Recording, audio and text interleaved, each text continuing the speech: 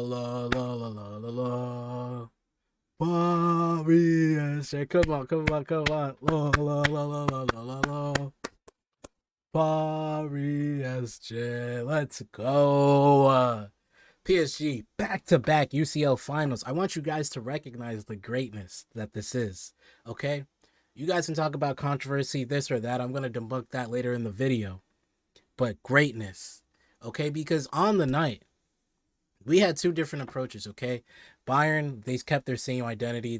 They stuck to the offensive thing, and you know what? They had to. They were down. They were down a goal. Of course they had to chase the game. PSG came out on the front foot, but they said, "Nah, we're a multi-dimensional team." We sat back in a block like this was 2014 Atletico de Madrid. It was like it was Enrique first half and then Simeone second half. Incredible, increíble, incroyable, whatever you want to say, whatever language you want to say it in. All I know is my team's in the Champions League final. My team is in the Champions League final. I had to go grab this real quick because this team right here, I'm looking at it wrong. Arsenal, get ready. Get ready. Arsenal, get ready. Get ready. Okay. Now that that's out of the way, let's talk about the game. Okay? Senor, Monsieur, Ousmane Dembele. He did it at the Emirates. He did it at Anfield. And now he did it at the Allianz. Silencing the crowd early. That's what players do. That's what superstar players do. 11 minutes or so at Anfield. 4 minutes at the Emirates. And only 3 minutes to silence those German supporters at the Allianz. It was, oh my gosh, I got out of my seat, bro. I started screaming. It was a very well-worked goal. Kvara beats his man again. It doesn't matter who you put there. Limer, Stanisic, Davies, whatever. Beats his man. Finds himself open. Left foot, weak foot cross. Low-key, he's more two-footed than people give him credit for. He's a very two-footed player. Nice left foot cross. Passes, I think Zaire Emery and Doué were making the run inside. And then Dembele at the right wing coming in on the edge. Knocks it in. And that was huge for us. Huge for us to grab control of the tie. Because after that, we did have some opportunities. But let's call it what it is. It was PSG on D and Bayern on offense. That's really what it was. And PSG were just playing the counter. It was similar a little bit to the Chelsea and Liverpool approaches. Honestly, it's actually, if you've been watching PSG, just even if you're just watching through the UCL, right? When PSG went to Stamford Bridge with a 3-goal lead, they didn't necessarily, all people forward, all guns blazing. It was calculated. Let's sit in a block. And, we got an early goal from Kvara. And from there, we had control of the tie.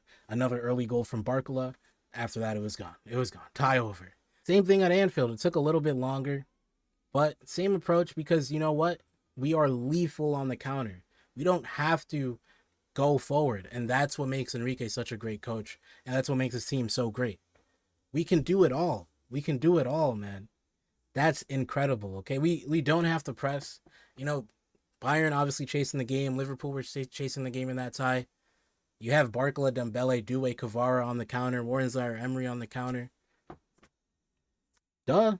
Why not play to that? You know what I'm saying? All right. But yeah, Bayern, I got to tip my hats off. You guys pushed us harder than anyone. I mean, Liverpool last year, Arsenal last year was tough, but nobody pushed us like this. They looked us in our eyes, And I got to give him credit.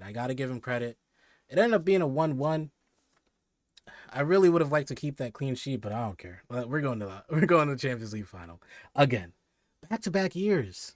Back-to-back UCL finals, man. If you're Kylian Mbappe right now, oh my gosh, if you're Kylian Mbappe right now, you can see I have Mbappe literally on my wall. That's my favorite player. But bro,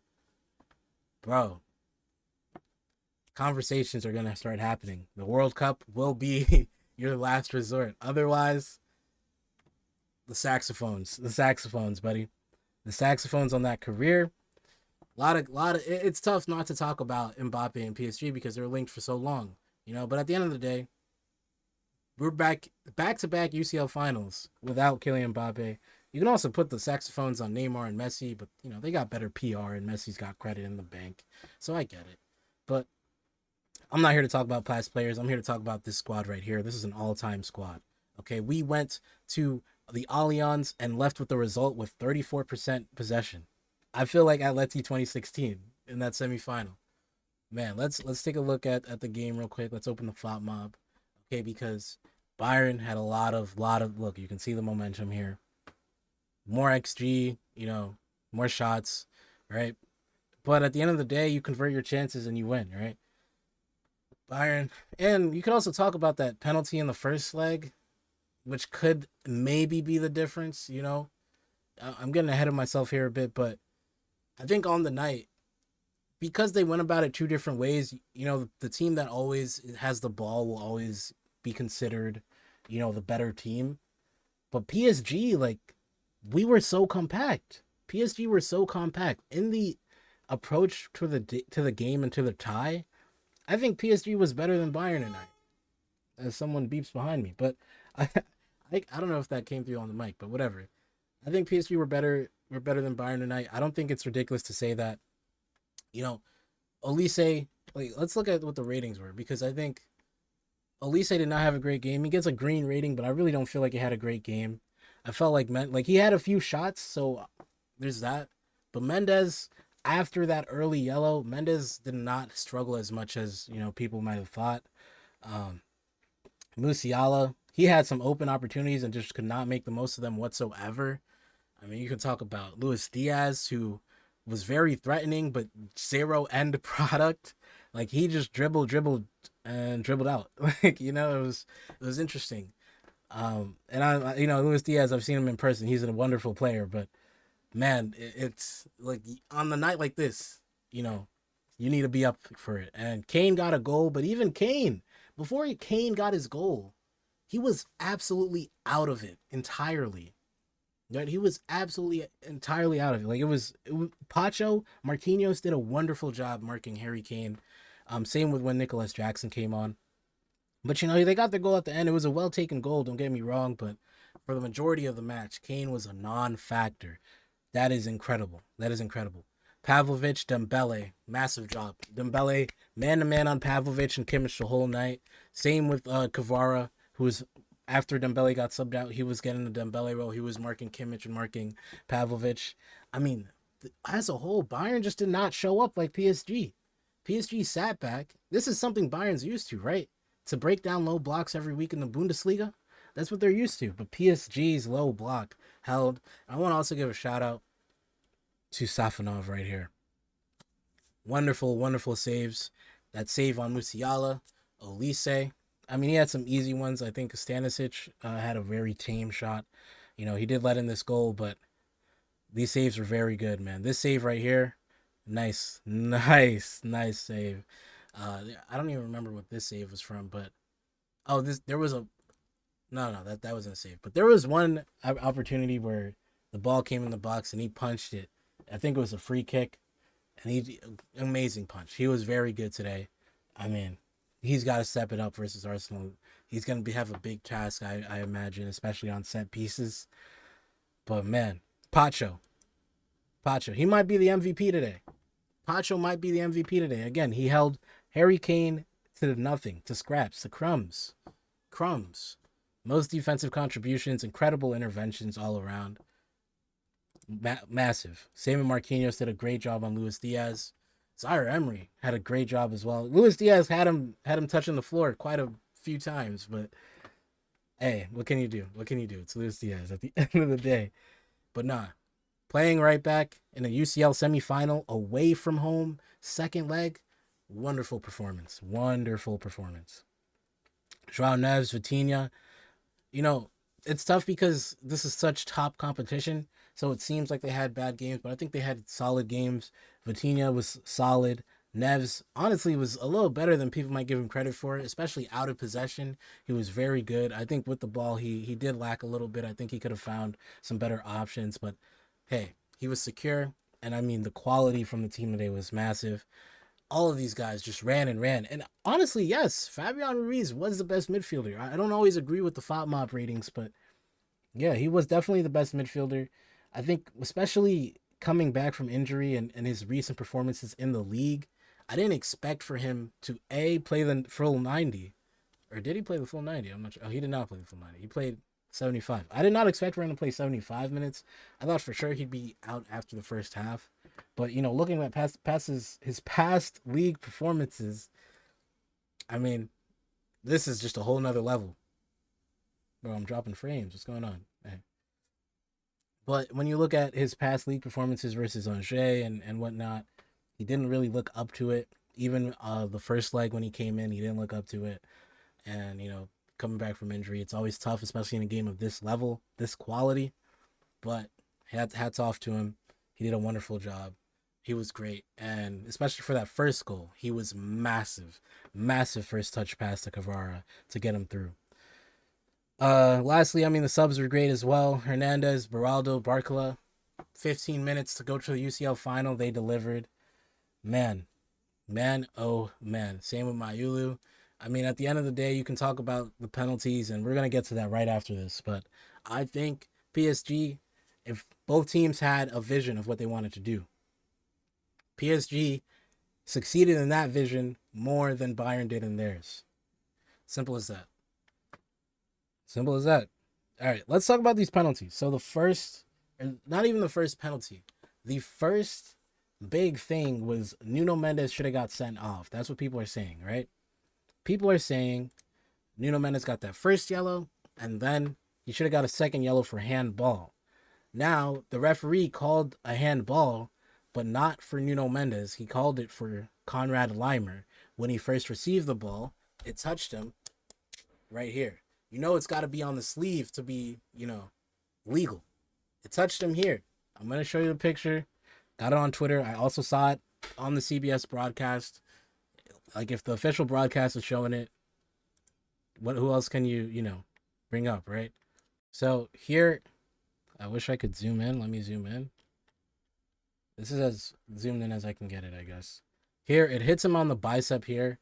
Now, maybe not conclusive from this still photo, but it's what the referee saw, right? So at that point, you can't blow it back. Like, you know what I mean? He blew it. That's that. You can't take it back. It's not a red card offense. VAR cannot review that, right? Now, next season, they might change that. I know at the World Cup, they might start reviewing second yellows, but then charge it to the game. You got to charge it to the game right there. So there. And then here's another angle right here. You can see this is probably the most conclusive angle. The ball is clearly making contact right there. It's blurry, but and yeah, I'm a PSG fan, so if you don't want to take my view on it, fine. You can decide it's not touching. But the ball goes down afterwards. So yeah, I'm pretty sure that's pretty conclusive, no? So yes, there's a before the Nuno Mendes handball, there is a touch. Here, let me actually take this down so you can see this better. There is clearly a touch on the arm with the ball on Konrad Leimer. That's not like a robbery. I don't want to hear that. I'm hearing people talking about PSG's president is on the, UEFA board. So is Atletico de Madrid's CEO, right? Like it's part of like a club association. It's not, corruption, as people are saying. Because if it was, then PSG would have been winning UCLs. But I digress. Now let's get to the second one, okay? Oh, this is another video of the handball. Here, if you can stop it right there. Right there. As you can see, touching his arm. It's touching his arm.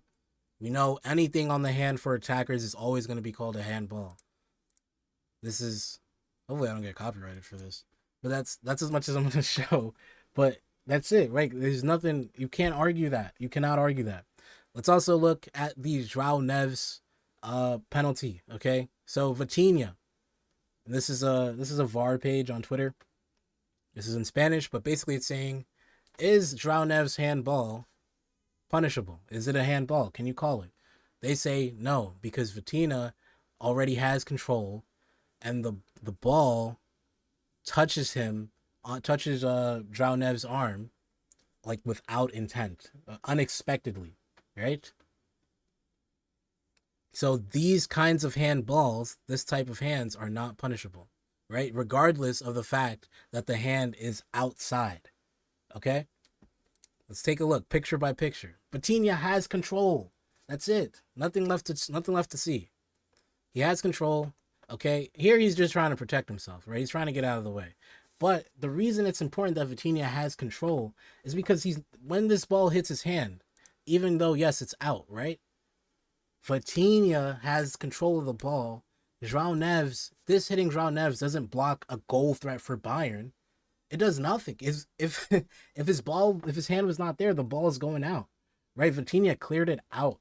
You know what I'm saying? And he took a touch beforehand. So he had clear control of the ball. And then I'm going to show you also the IFAB rules. Particularly here on the bottom, it's not a handball offense if it's hit on the arm, on the hand/arm by the ball, which has been played by a teammate. Obviously, unless the ball goes into the opponent's goal, right? So we have the rules there. There's no sense of robbery. Now, if you want to talk about in the game, the referee didn't call some fouls, or they called more fouls for PSG or more fouls for Bayern. That's a different thing. That's a subjective thing. That's you. That's fine. But there was no major call missed here that greatly affected the game. Now, if you want to go to last game, to the first leg, okay, I was talking about the penalty earlier, right? Yeah, that Davies penalty is extremely harsh. I wouldn't like to see it called. On the other hand, that Pacho penalty, also very harsh. Luis Diaz steps on Pacho before Luis Diaz gets to the ball. I think that shouldn't be a penalty either, right? So for me, that evens out. At the end of the day, I think Paris were just this much better than Bayern. Again, these are the two best teams in the world. This is what you're going to get. Usually these are the things that separate them, unfortunately. But hey, PSG are in the UCL final. PSG are in the UCL final, man. You can start some early predictions. Arsenal, PSG, man.